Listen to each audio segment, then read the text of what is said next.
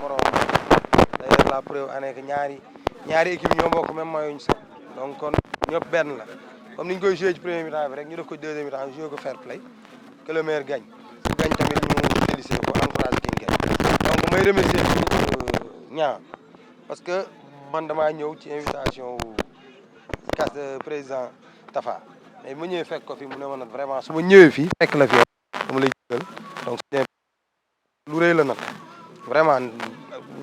cër bu rëy la ma jox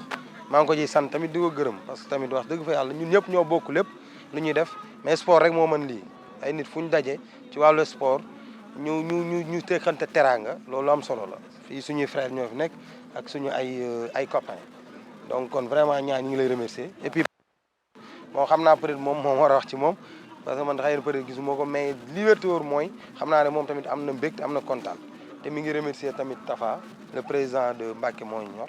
di remercier ñëpp vraiment parce que tamit lii lu kawe la daal lu kawe la vraiment ah que le maire gagne merci.